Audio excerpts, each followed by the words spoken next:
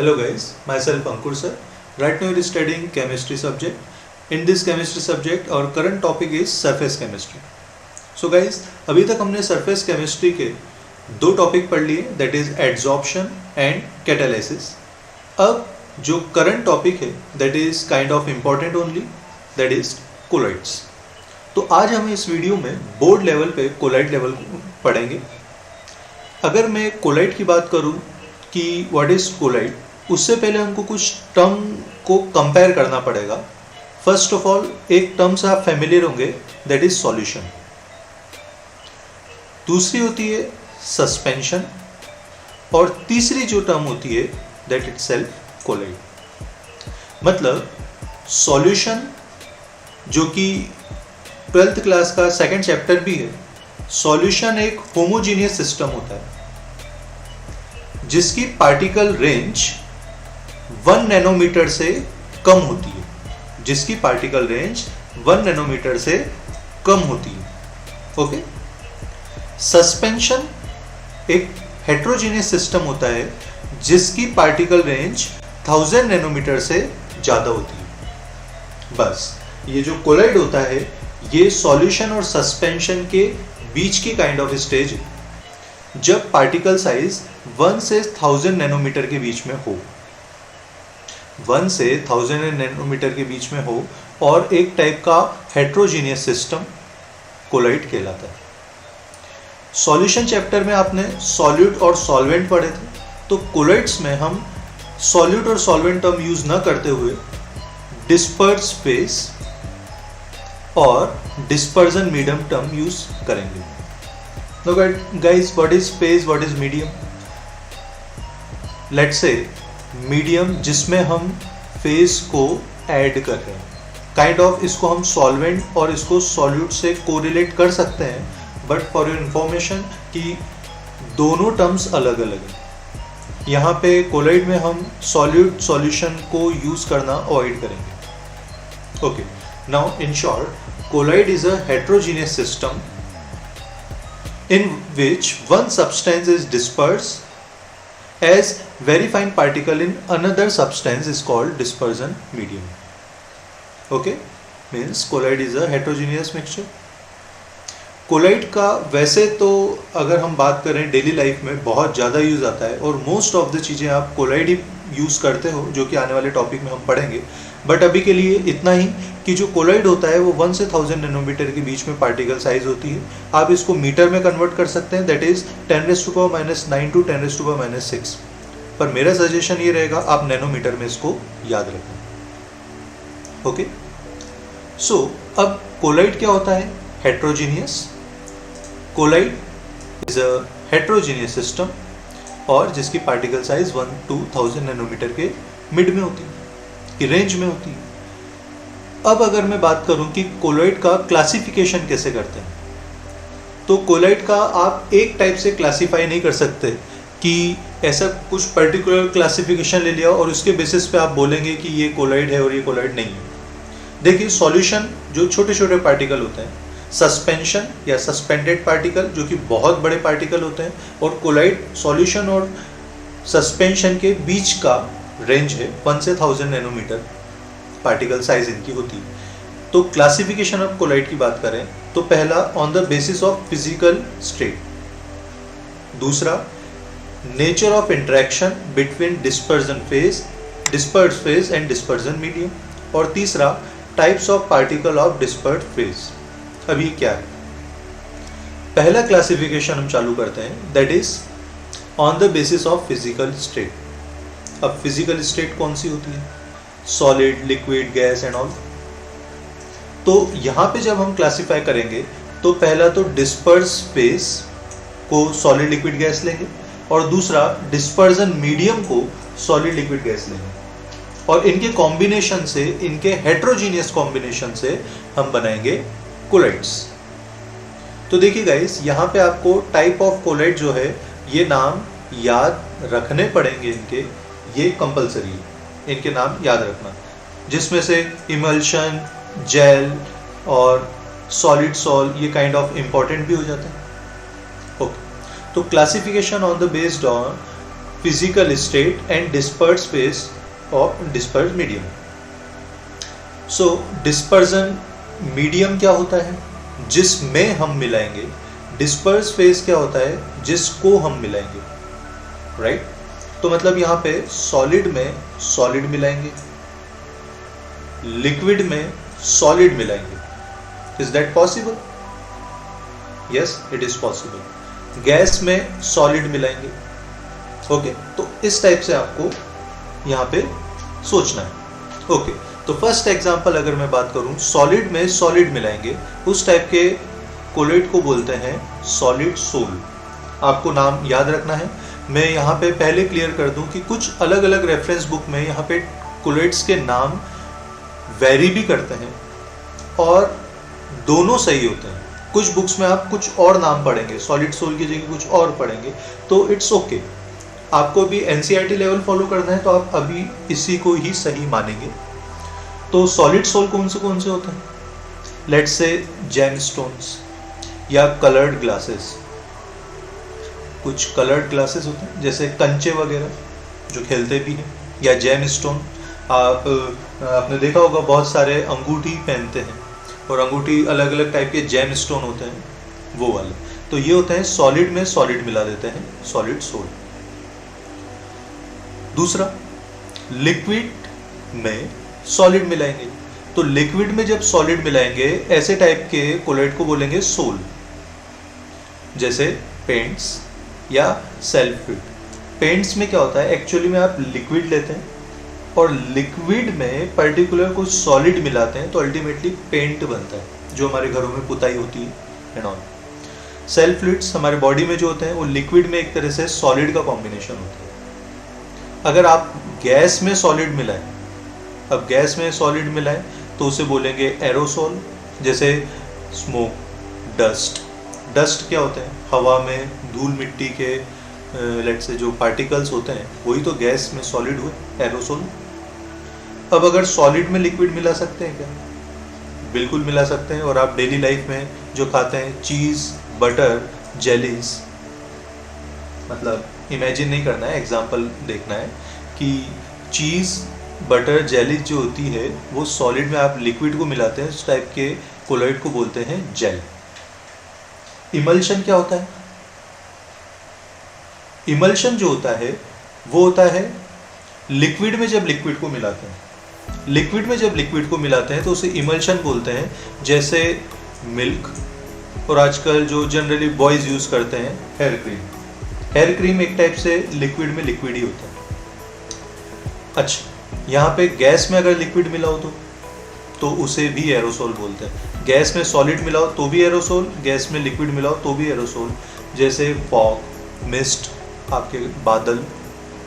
Okay, तो इस type के स्प्रेज वगैरह, तो ये सारे गैस में लिक्विड कुछ मिला के आप कोलॉइड बनाते हैं। सॉलिड में गैस, सॉलिड में गैस सॉलिड सॉल कहलाते हैं, जैसे प्यूमिक स्टोन हो गए, फॉर्म हो गए, रबर हो गए, ये सब। लिक्विड में गैस उसे सिंपल फॉर्म बोलेंगे, जैसे फ्रूट, झाग, व्हिप्ड क्रीम या सोप लेदर, ये सारे के सारे जो होते हैं वो एग्जाम्पल होते हैं। और यहाँ पे अगर आपने नोट करा हो तो ये क्लासिफिकेशन 8 टाइप्स रखता है। गैस प्लस गैस कोलॉइड में नहीं आता, क्योंकि गैस प्लस गैस जो होता है वो होमोजीनियस मिक्सचर बनाएगा और कोलॉइड तो हेट्रोजीनियस होता है, दैट्स व्हाई।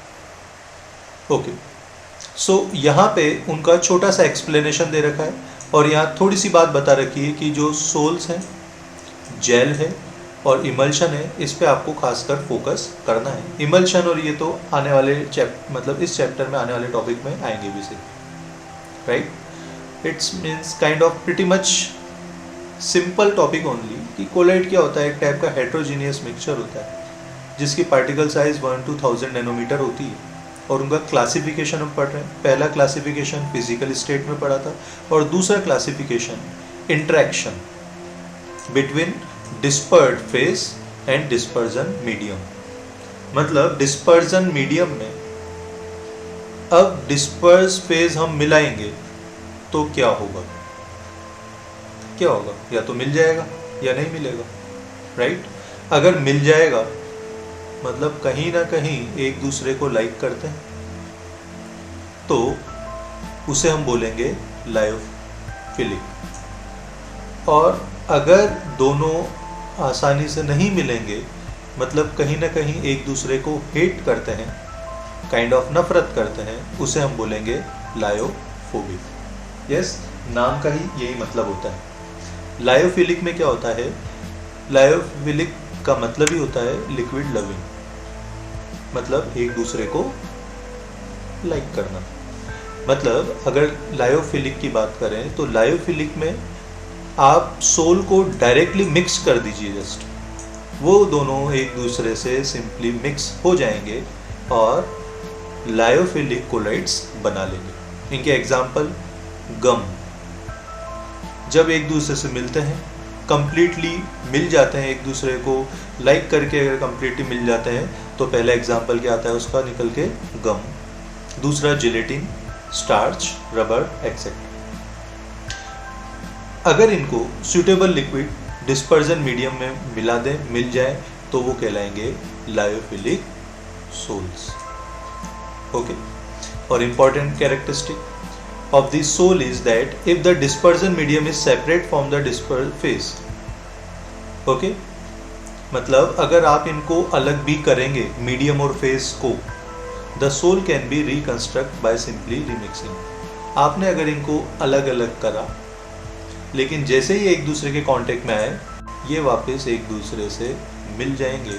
मतलब ये जो रिएक्शन होती है वो रिवर्सिबल होती है, और इसीलिए इन सोल्स को बोलते हैं रिवर्सिबल सोल्स। हाँ, स्टेबल तो होते हैं, ओके, बट इजीली कोगुलेट नहीं होता। अब ये कोगुलेट क्या होता है, ये चैप्टर के नेक्स्ट पेज में हम पढ़ेंगे। लायोफिलिक, जब एक दूसरे को लाइक करते हैं, मिल जाते हैं। नाउ लायोफोबिक, फोबिक कहीं ना कहीं फोबिया, मतलब लिक्विड हेटिंग, जब एक दूसरे को मिलाओ पर वो एक दूसरे से मिलेंगे तो बिल्कुल, क्योंकि कोलाइड्स तो बनाना ही है, पर आसानी से नहीं मिलेंगे, हमें मिलाना पड़ेगा। Okay, when simply mixed with dispersion medium they do not form colloid salt. अब भाई एक दूसरे से मिल तो नहीं रहे, मिलाना तो पड़ेगा, तो मिलाना पड़ेगा तो उनके लिए कुछ स्पेशल मेथड्स हैं जिनको आगे हम पढ़ेंगे। And such sols are called lyophobic sols. Okay, इनका जो है प्रिसिपिटेट होते हैं या कोगुलेटेड होते हैं, ये क्या टर्म है वही आने वाले टाइम वीडियो में पता लग जाएगा, ठीक है। और जो हैं ये स्टेबल नहीं होते हैं। लायोफिलिक तो स्टेबल होते हैं, बट लायोफोबिक स्टेबल नहीं होते। ओके, और एक बार अगर इसको मिला दिया और अगर लेट से मिल गए वापस अलग ये नहीं होते हैं, मतलब इरिवर्सिबल सोल्स होते हैं। ओके गाइस, दो टाइप के क्लासिफिकेशन, पहला फेस के बेसिस पे सॉलिड लिक्विड गैस वाला, और दूसरा उनके बीच में इंटरेक्शन कैसा है, या तो मिल जाएंगे या नहीं मिलेंगे, that means lyophilic and lyophobic. और तीसरा है classification based on type of particles of the disperse phase. तीन टाइप से होते हैं, मल्टीमोलिकुलर, मैक्रोमोलिकुलर, एसोसिएटेड कोलाइड्स। अब मल्टीमोलिकुलर टाइप के कोलाइड कौन से होते हैं? मल्टीमोलिकुलर ऐसे नंबर ऑफ एटम, बहुत ज़्यादा नंबर ऑफ एटम, छोटे छोटे एटम जिनको आपस में मिलाएंगे और मिल जाएंगे। छोटे छोटे एटम्स को, लार्ज नंबर ऑफ एटम्स को आपस में मिलाएंगे, मिल जाएंगे, और उनकी जो पार्टिकल साइज जो भी होगी वो 1 से 1000 नैनोमीटर के बीच अगर हुई, तो ऐसे मल्टीमोलिक्यूल्स को, मल्टीमोलिकुलर को क्या बोलेंगे हम? Multimolecular colloid. जैसे gold sol. Okay, gold sol में लॉट्स ऑफ एटम्स होते हैं, ओके, और वो उनकी पार्टिकल साइज जो होती है 1 से 1000 नैनोमीटर के बीच में होती है, इसीलिए गोल्ड सोल्स को बोलते हैं मल्टीमोलिकुलर कोलाइड्स। जैसे एसिड सल्फर मॉलिक्यूल का एग्जांपल, ये भी मल्टीमोलिकुलर में आता है। ओके, दूसरा इसके अंदर है मैक्रोमोलिकुलर। मैक्रोमोलिकुलर जो कि मैक्रोमोलिक्यूल्स बायोमोलिक्यूल एक चैप्टर है, जिसमें आते हैं हमारे carbohydrate, starch, cellulose, proteins, enzymes, ये सारे के सारे हम इसके अंदर क्लासीफाई करते हैं। Macromolecule solvent form soluble in which the size of macromolecules may be in colloidal range. देखिए सिंपल सी बात है, भले मैक्रोमोलिकुलर है पर उनकी पार्टिकल साइज तो 1 से 1000 नैनोमीटर के बीच में ही होगी। ओके, और दीज कॉलोइड्स आर क्वाइट स्टेबल, ये स्टेबल भी होते हैं और कहीं ना कहीं ट्रू सॉल्यूशन से बहुत ज़्यादा हद तक रिसेंबल भी होते हैं, कि प्रॉपर्टीज भी बहुत मिलती है। ओके, कुछ नेचुरल जैसे starch, cellulose, protein, enzyme macromolecular हो गए, या पॉलीमर में आपने पढ़े होंगे macromolecular, polythene, nylon, polystyrene, synthetic rubber, ये उसके कुछ एग्जाम्पल हो गए। ओके, तो मैक्रोमोलिकुलर। और इसी क्लासिफिकेशन में तीसरे टाइप का है एसोसिएटेड कोलाइड्स।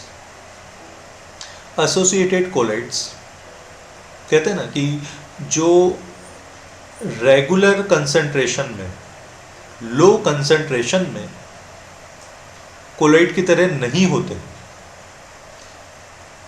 लो कंसंट्रेशन में ऐसे सब्सटेंस जो कि नॉर्मल स्ट्रॉन्ग इलेक्ट्रोलाइट की तरह होते हैं, लेकिन अगर उनकी कंसंट्रेशन हाई कर दी तो उनमें क्या आ जाता है, कोलाइडल पावर आ जाती है, और इन्हीं एग्रीगेटेड पार्टिकल्स को बोलते हैं हम मिसाइल।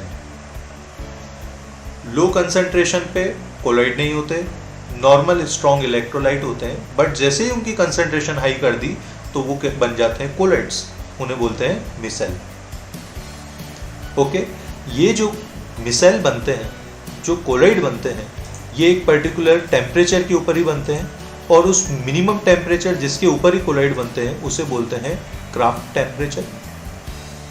अब लो कंसंट्रेशन थी, कंसंट्रेशन बढ़ती गई बढ़ती गई बढ़ती गई बढ़ती गई, एक पर्टिकुलर कंसंट्रेशन के बाद कोलाइड बने, तो उस पर्टिकुलर कंसंट्रेशन जिसके बाद में मिसाइल बनते हैं उस कंसंट्रेशन को बोलते हैं critical missile concentration, CMC।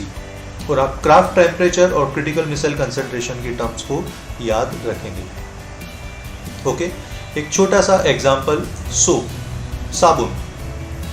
Soap का क्रिटिकल मिसाइल, ये MCQ का एक छोटा सा पॉइंट हो गया कि सोप के लिए CMC की वैल्यू, CMC शॉर्ट में बोलते हैं क्रिटिकल मिसाइल कंसंट्रेशन, तो CMC की वैल्यू होती है 10⁻⁴ टू 10⁻³ मोल पर लीटर।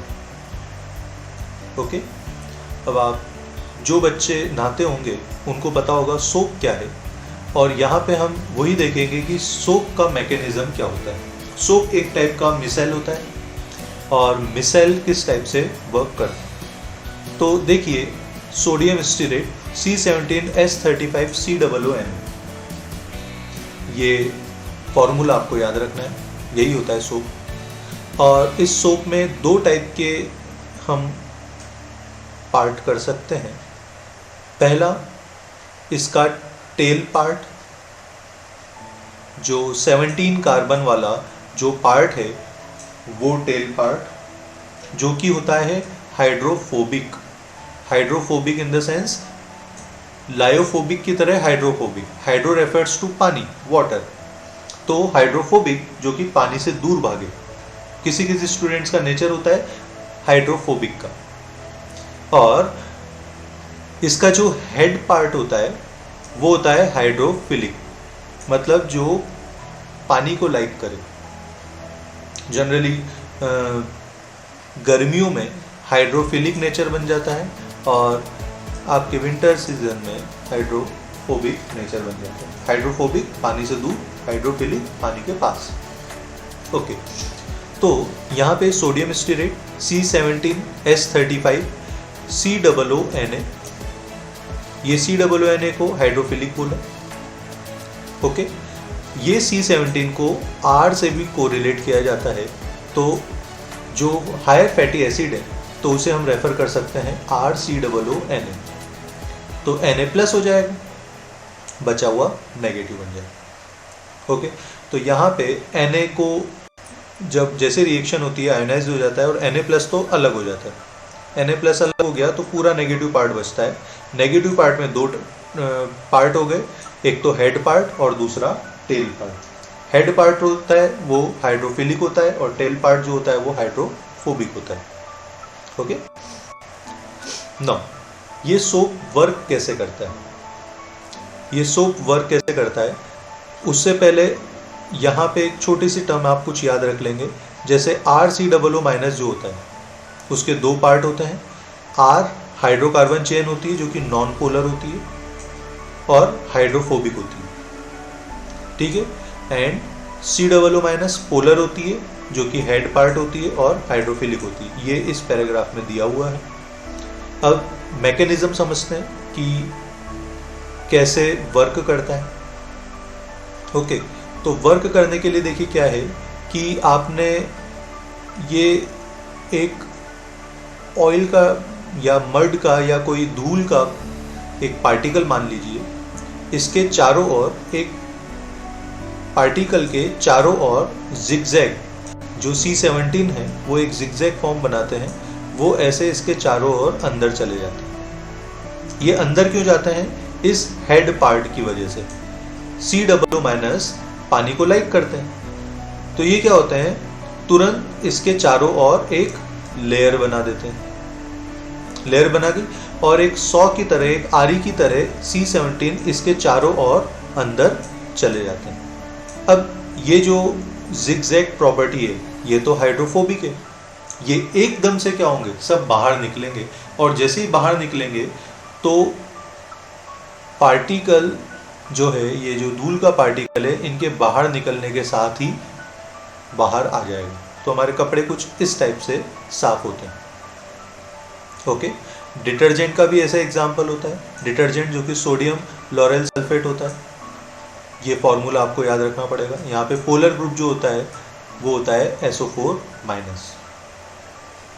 ओके, तो क्लींसिंग एक्शन ऑफ सोप आप कुछ इस तरह से याद रखेंगे। लेट्स से यहाँ पे ग्रीस ऑफ ऑन क्लोथ है, फिर यहाँ पे क्या आयंस आ गए, ड्रॉपलेट्स, ये जिगजैग तो अंदर चले गए और हेड पार्ट बाहर रह गया। तो जैसे ही ये जिगजैग जो हैं वो हाइड्रोफोबिक होते हैं, पानी से दूर भागेंगे तो सारे एकदम से दूर भागेंगे तो एकदम से ये जो ग्रीस का पार्टिकल है ये क्लोथ से सेपरेट हो जाएगा। ओके, तो ये तो हुए हमारे कोलॉइड के क्लासिफिकेशन। अब लायोफिलिक कैसे बनता है? आसानी से मिक्सचर करने से बन जाता है, लेकिन लायोफोबिक तो हमें कुछ पर्टिकुलर मेथड्स यूज करने पड़ते हैं। तो नेक्स्ट गाइज हमारा टॉपिक है that is preparation of colloid. Okay, अगर प्रिपरेशन ऑफ कोलॉइड की बात करें तो कैसे प्रिपेयर करते हैं? पहला जो टाइप है वो है, जो मेथड है वो है केमिकल मेथड। केमिकल मेथड में 4 टाइप से पढ़ेंगे हम: डबल डिकम्पोजिशन, ऑक्सीडेशन, रिडक्शन और हाइड्रोलिसिस। ये 4 टाइप के आपको सब मेथड केमिकल मेथड में याद रखना है कि केमिकल मेथड क्या है। जब हम केमिकल रिएक्शन करेंगे तो कोलॉइड जो है केमिकल मेथड से कैसे बनता है, प्रिपरेशन ऑफ कोलॉइड देख रहे हैं ना, और हाइड्रोफोबिक का। तो 4 टाइप के मेथड होते हैं: double decomposition, oxidation, reduction, hydrolysis. Double decomposition जब दोनों का डिकम्पोजिशन हो, oxidation addition of oxygen, reduction addition of hydrogen और रिमूवल ऑफ ऑक्सीजन, और hydrolysis addition of water molecule. Okay, now पहला जो मेथड था वो था केमिकल मेथड। दूसरा जो मेथड है वो है braiding arc method, electrical disintegration method. Integration मतलब जुड़ना, डिसइंटीग्रेशन मतलब टूटना। तो कहीं ना कहीं हम आर्क या ब्रेडिंग आर्क लाइक बिजली से अगर दो करंट को हम मिलाते हैं तो कैसे स्पार्क जनरेट होता है, तो उन आर्क से हम कहीं ना कहीं इलेक्ट्रिकल आर्क से हम डिसइंटीग्रेशन करेंगे। ठीक है, अब डायग्राम पे आते हैं। ब्रेडिंग आर्क मेथड क्या होता है? यहाँ पे हमने आइसबर्ग यहाँ पे लगा दिया, मतलब चारों ओर यहाँ पे बर्फ हमने रख दिया। 2 इलेक्ट्रोड ली। ये ऐसा डिस्पर्जन मीडियम है जिसमें कोलाइड के पार्टिकल भी बन सकते हैं। इस मीडियम के अंदर ही ये जो ऑलरेडी बैटरी से कनेक्टेड इलेक्ट्रोड है इसको यहाँ पे टच करें। अंदर टच करेंगे तो एकदम से स्पार्क जनरेट होगा, आर्क जनरेट होगी, बहुत ज़्यादा गर्म होगी। ठीक है, तो एकदम से बहुत ज़्यादा हीट निकलेगी और आसपास में ये ठंडा करने के लिए आइस भी है। तो एकदम से हीट जब जनरेट होगी तो पार्टिकल्स बनने लग जाएंगे। तो पार्टिकल बनेंगे, पास में ठंडा भी है तो सेटल डाउन होने लग जाएंगे। और जो पार्टिकल बनेंगे हम उसे बोलेंगे कि क्या हो रहा है, कंडेंसेशन हो रहा है। जैसे गोल्ड, सिल्वर, प्लेटिनम ऐसे ही टाइप से बनाए जाते हैं। In this method, electric arc is stuck between electrode of the metal immersed in the dispersion medium. Okay, इतना ज़्यादा हैवी नहीं लेना, सिंपल सा मेथड है। ओके, नाउ थर्ड जो मेथड है दैट इज पेप्टाइजेशन, और ये इंपॉर्टेंट है इन तीनों मेथड में से। भाई केमिकल मेथड तो 4 टाइप का होता है, double decomposition, oxidation, reduction, fourth hydrolysis. एक हो गया ब्रेडिगाग मेथड जिसमें डिसइंटीग्रेशन होता है इलेक्ट्रिकली, और थर्ड टाइप का जो हो गया वो हो गया पेप्टाइजेशन। पेप्टाइजेशन में क्या है, आप कैसे भी करके अगर प्रिसिपिटेट पार्टिकल्स को, जो पार्टिकल्स है किसी भी केमिकल रिएक्शन से आपको प्रिसिपिटेट पार्टिकल्स मिल रहे हैं, उनको 1 से 1000 नैनोमीटर के बीच में लिया होगे। उनको अगर कोलाइडल सोल में लिया होगे आइदर बाय शेकिंग और व्हाटएवर, तो उस प्रोसेस को हम बोलते हैं पेप्टाइजेशन। पेप्टाइजेशन प्रिसिपिटेट से कोलाइडल सोल बनना, उसे बोलते हैं पेप्टाइजेशन। अब इसमें क्या होता है कि पेप्टाइजेशन में थोड़ा सा स्मॉल अमाउंट ऑफ इलेक्ट्रोलाइट भी यूज़ करते हैं जिससे पेप्टाइजेशन ज़्यादा अच्छा हो, और जो स्मॉल अमाउंट हम यूज़ करते हैं इलेक्ट्रोलाइट का जिससे अच्छा पेप्टाइजेशन हो, उसको हम बोलते हैं पेप्टाइजिंग एजेंट। ठीक है, और ये जनरली जब यूज़ होता है जब आप फ्रेशली प्रिपेयर्ड पार्टिकल को कोलाइडल सोल में कन्वर्ट करो। Okay, during peptization the precipitate absorb of 1 ion of electrolyte on its surface. It causes the development of positive or negative charge on precipitates. Okay, और last line important है, which ultimately break up into small particle of the size of colloid, और जैसे ही वो particle टूट कर colloidal range में आएंगे उसे हम बोलेंगे पेप्टाइजेशन। ओके गाइस, नाउ जो आगे के टॉपिक हैं उसे हम गाइस नेक्स्ट वीडियो में कंप्लीट करेंगे। आज की वीडियो का क्विक रिकॉल में कर देता हूँ। शुरू में हमने कोलाइड के बारे में पढ़ा, कोलाइड अबाउट डेफिनेशन पढ़ी, उसकी कुछ रेंज पढ़ी, क्लासिफिकेशन ऑफ कोलाइड पढ़ा। 3 टाइप से क्लासीफाई होता है, on the basis of physical state, interaction between disperse phase and dispersion medium, और तीसरा types of particle of disperse phase. Physical phase, solid, liquid, gas के अलग अलग टाइप के कोलाइड के एग्जाम्पल देखे जो आपको याद भी रखना है। उसके बाद में हमने इंटरेक्शन देखा, आइदर लायोफिलिक और लायोफोबिक। अब लायोफिलिक तो मिक्सिंग से बन जाता है, और लायोफोबिक हमें स्पेशल मेथड यूज़ करने पड़ते हैं जो कि हमने करे, केमिकल मेथड, ब्रेडिगाग और पेप्टाइजेशन। और तीसरे टाइप का जो है on the based on type of particle, disperse phase के टाइप ऑफ पार्टिकल, या तो मल्टी मॉलिकुलर हो जाएंगे, छोटे छोटे पार्टिकल को आपस में मिला देना जो कि 1 से 1000 नैनोमीटर के बीच में हो जाए, या मैक्रो मॉलिकुलर हो जाएंगे जो हमारे बायोमॉलिक्यूल के, ओके, स्टार, सेलुलोज, प्रोटीन, या आर्टिफिशियल भी लो तो polythene, nylon and all this. और एसोसिएटेड कोलाइड्स जो मिसेल हमारा एग्जाम्पल है, लो कंसंट्रेशन में तो कोलाइड नहीं होते पर हाई कंसंट्रेशन में कोलाइडल बिहेवियर करने लग जाते हैं मिसेल। तो इसमें क्राफ्ट टेम्परेचर और CMC क्रिटिकल मिसेल कंसंट्रेशन आपको याद रखना है। मिसेल फॉर्मेशन कैसे होता है, okay, and mechanism of soaps, cleansing action of soap, ये भी आपको याद रखना है। फिर प्रिपरेशन, 3 टाइप की प्रिपरेशन है। पहला केमिकल, वो 4 टाइप का है, double decomposition, oxidation, reduction, hydrolysis. दूसरा bredig arc and last one is peptization. So guys, अभी इस वीडियो में इतना ही। अगर आपको वीडियो अच्छी लगी तो लाइक करना ना भूलें, कमेंट करके बताएं कि इस वीडियो में आपको क्या समझ आया, एज वेल एज इस वीडियो को एज पॉसिबल एज शेयर करें। सो गाइस, आज के लिए थैंक यू, मिलते हैं नेक्स्ट वीडियो में।